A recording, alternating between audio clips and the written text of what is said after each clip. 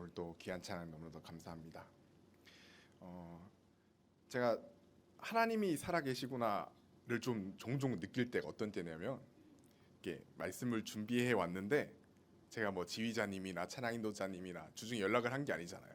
근데 같은 맥락일 때가 종종 있더라고요. 오늘 이번 한 주 동안 저희 아까 글로리 함께 찬양했던 마지막 곡, 저 전사님과 연락 일치 안 했는데 계속 그 찬양을 들었거든요. 근데 오늘 곡을 보니까 또 그게 있더라고요. 이거 어쩌다가 이거 하나님 살아계신가? 하나님 우리 가운데 계신가?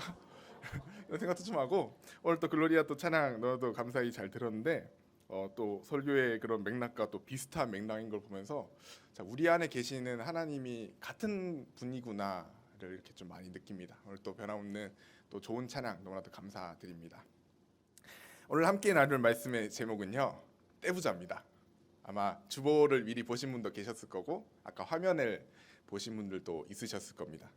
혹시 어떤 내용 이야기할지 예상이 가시나요? 떼부자라고 하면은 갑자기 돈을 좀 많이 버신 분들, 제가 또 뭔가를 챙겨왔거든요. 갑자기 돈을 버는 죄송합니다. 이거 안에 종입니다.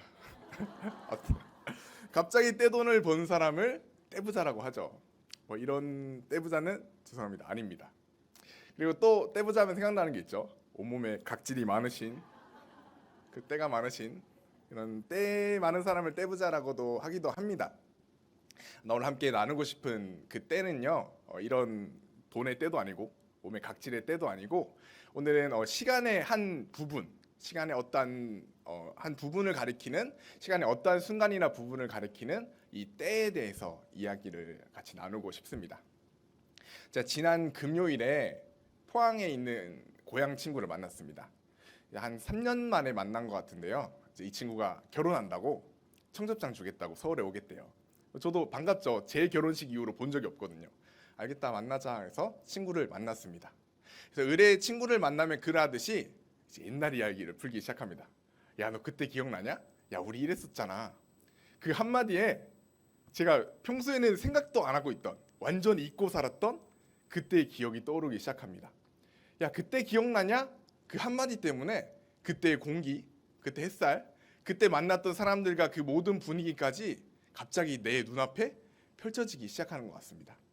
친구와 밥을 먹으면서 한동안 수다를 떨면서 시간 여행을 했습니다. 우리 옛날에 이랬지 저랬지 그때가 좋았지 하면서 많은 이야기들 하게 되었습니다. 사실 과거의 때잖아요. 이미 지나온 시간, 어떻게 보면 죽은 시간, 과거에 이미 끝난 시간이라고 느낄 수 있지만 이 때, 과거의 때를 기억할 때 우리는 그때의 향수를 느끼곤 합니다. 그런가 하면 미래의 때를 우리가 또 예상을 하기도 합니다. 저도 어쨌거나 기혼자 입장이기 때문에 친구랑 또 자녀 얘기를 했습니다. 야, 너네는 뭐 자녀 계획이 있냐? 이런 얘기를 좀 나누다가 우리가 그때가 되면은 우리가 어른이 되고 부모가 되면은 지금보다는 훨씬 더 나아야 될 텐데 좋은 사람이 돼야 될 텐데 하면서 또 이야기를 많이 나눴습니다. 저희가 부모가 되고 그 친구가 부모가 되는 그때 저희는 경험해보지 못했습니다. 그런데 우리가 생각하는 것만으로도 그 먼 미래에 있는 그때가 현실이 되는 것 같아요. 그래서 그때는 내가 어떡하지? 이때는 어떻게 하지? 두려움도 들고요. 경각심도 들고요. 동시에 기대감과 설렘도 들기도 합니다. 이처럼 우리는 시간의 흐름 속에 살기 때문에 언제나 매 순간 매 때를 지나가고 있습니다. 그러나 흐르는 물같이 그냥 그때를 흘려보내면 아무 의미 없이 끝나겠지만 그때 그 순간 그때의 의미를 찾고 그 의미를 우리가 붙잡는다면 그 과거의 그 시간은 우리에게 충분히 의미 있는 시간, 의미 있는 때가 될 수 있을 것 같습니다. 함께 읽은 성경 말씀도 오늘 함께 나눌 이야기도 이 때에 대한 이야기입니다. 여러분께서 이 복음서를 읽어보셔서 아시겠지만 또 동시에 많은 설교를 들으셔서 알겠지만 부활하신 예수님을 만나기 전의 제자들은 예수님이 생각하던 하나님의 나라와 다르게 생각했습니다. 자신들의 생각 속에서 자신들이 꿈꾸는 메시아 왕국만을 꿈꾸고 있었고요. 예수님이 아무리 하나님의 나라에 대해 가르쳐줘도 그저 자신들의 인식 속에서 그것들을 이해하고 받아들일 뿐이었습니다. 하루는 예수님께서 성전에서 가르침을 마치시고 이제 성전 밖으로 나왔습니다. 제자들과 함께 나왔습니다. 그때 한 제자가 예수님께 말을 겁니다. 예수님, 이 성전을 한번 보십시오. 멋있지 않습니까? 여기 있는 돌들 얼마나 웅장하고 얼마나 대단합니까? 예수님, 이게 우리 성전입니다. 이렇게 예수님께 성전의 모습을 감탄하며 이야기를 합니다. 예수님 당시의 이 성전은요, 헤롯 대왕이 건설을 시작했고요.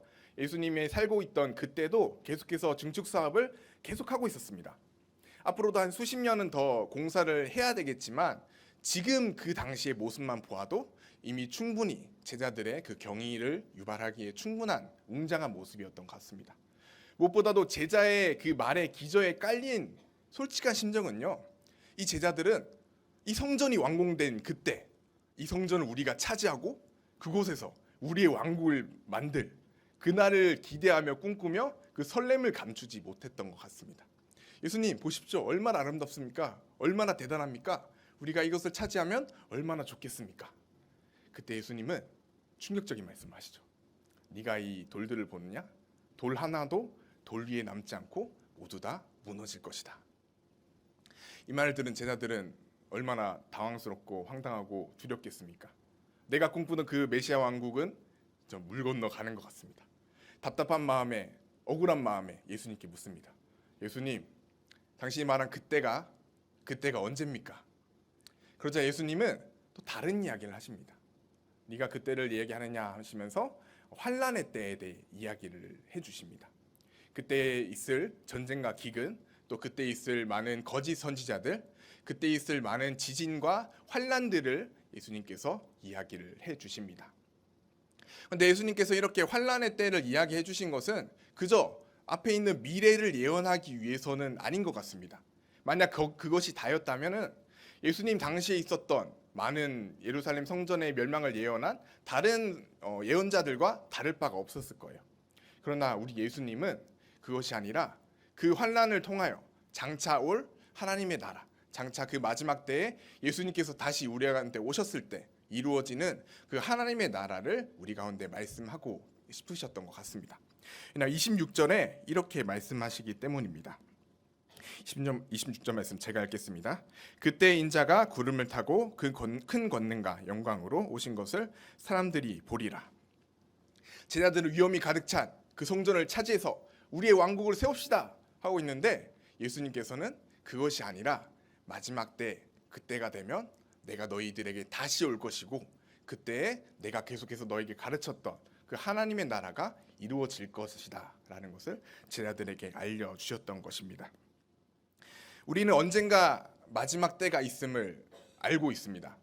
그때가 언젠지 물론 모르지만 우리는 반드시 그때가 올 것이라고 믿고 있습니다. 우리 가운데 혹시라도 당장 내일은 아니겠지라고 생각을 하실 수도 있지만 그러나 아무도 그 누구도 그날이 오지 않을 거라고 생각하시는 분 없을 거라고 생각합니다. 맞습니다. 우리 주님 반드시 오실 겁니다.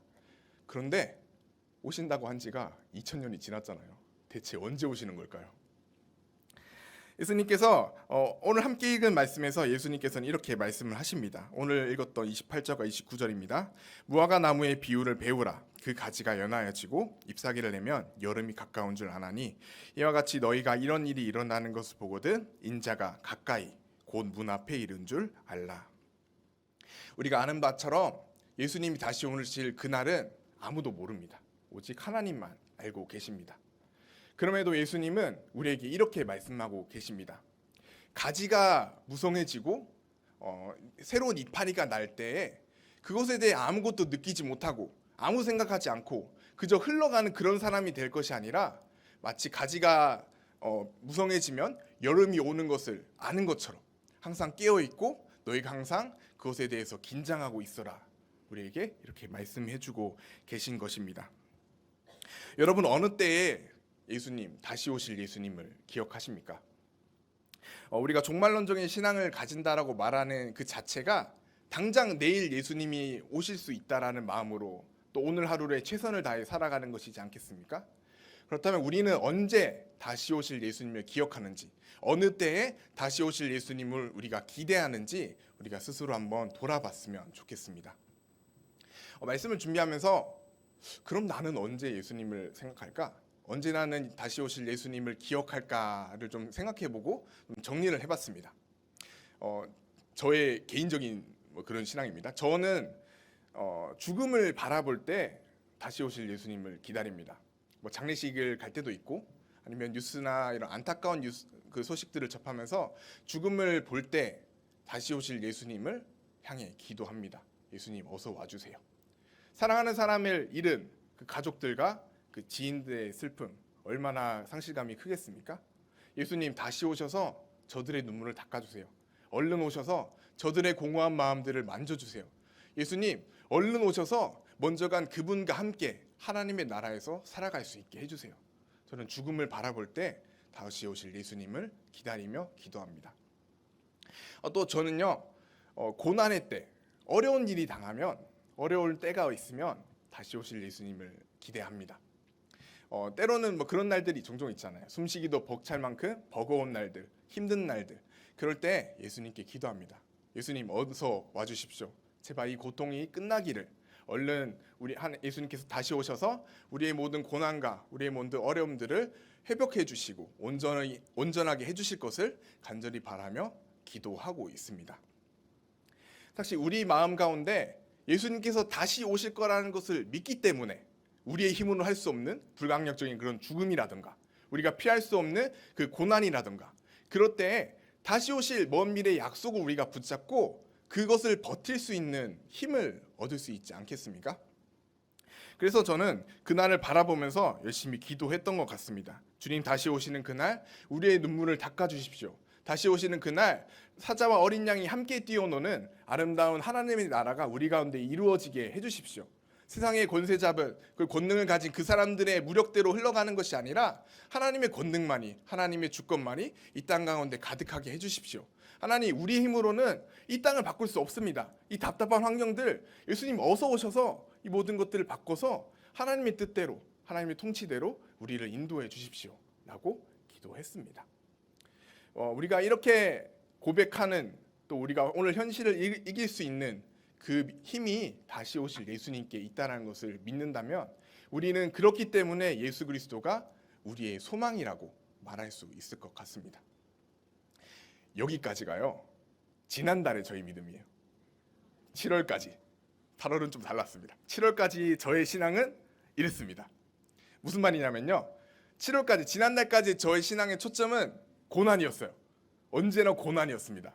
어려울 때 힘들 때 내가 도저히 오늘 하루를 버틸 힘이 없을 때 예수님 도와주십시오. 다시 오십시오.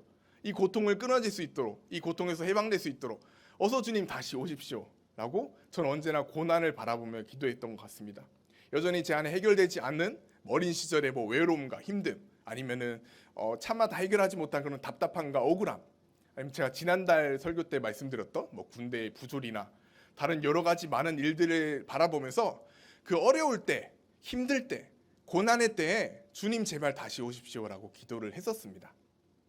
근데 이제 8월이 좀 바뀌었다 했잖아요.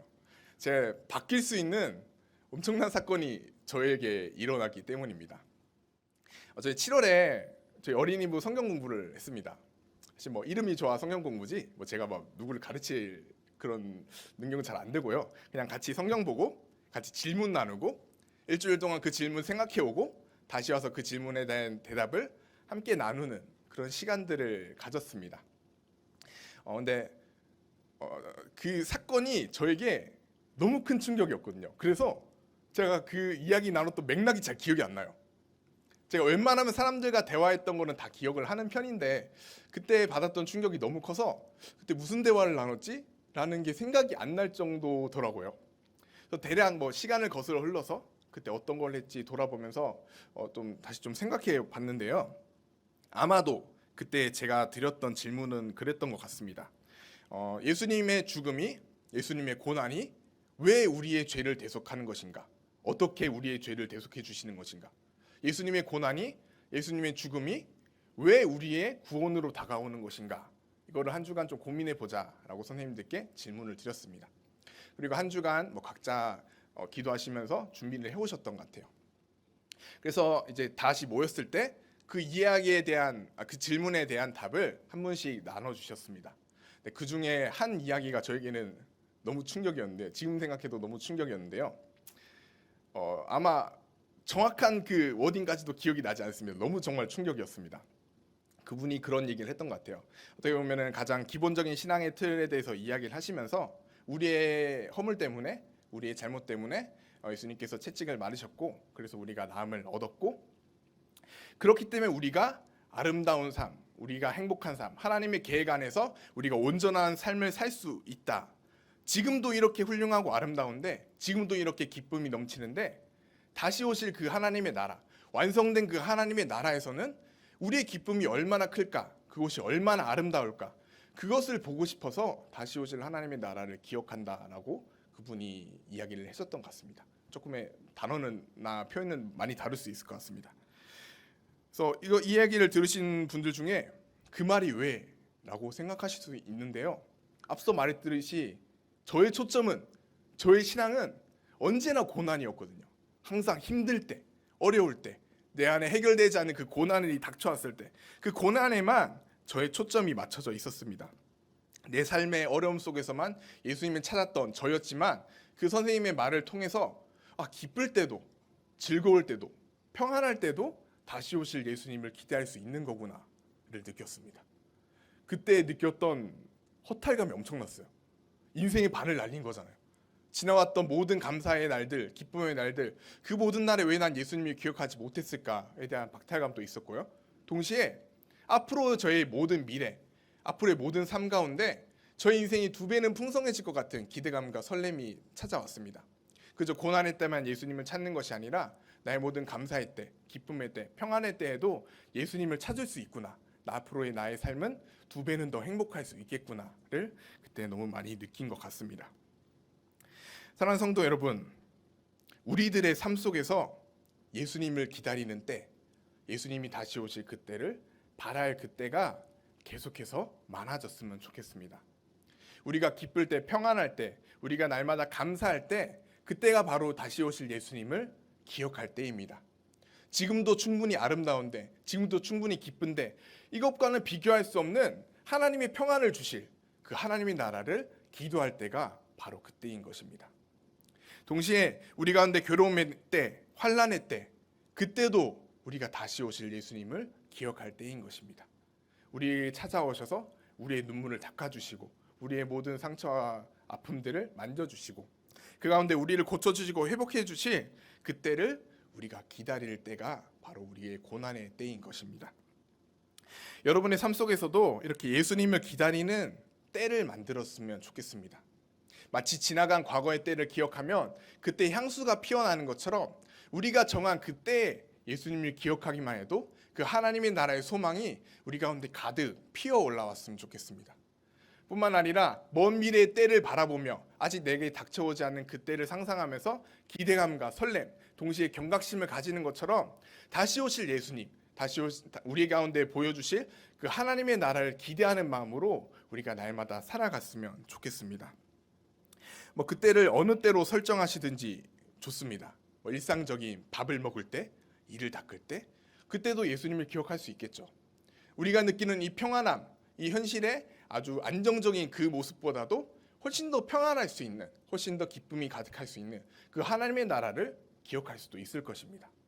때로는 우리가 원수를 만날 때, 우리가 정말 싫어하는 그 사람을 만날 때, 그때도 우리는 다시 오실 예수님을 기억할 수 있습니다. 그곳에서 우리가 하나님의 나라에 갔을 때 우리가 만난 그 원수도 하나님 앞에서 얼마나 존귀한지 우리가 다시 한번 느낄 수 있지 않겠습니까? 그 밖에도 각자가 우리가 생각하는 예수님이 다시 오실 그때를 기억하는 그때가 있었으면 좋겠습니다. 죽음을 묵상할 때도 좋고요. 아까 말씀드렸던 일상의 평안함도 좋고요.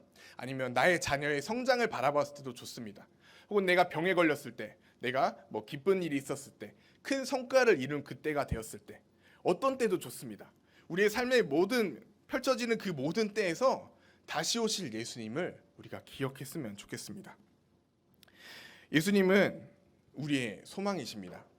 다시 오실 예수님을 생각하고 기다릴 때가 우리 가운데 많아졌으면 좋겠습니다.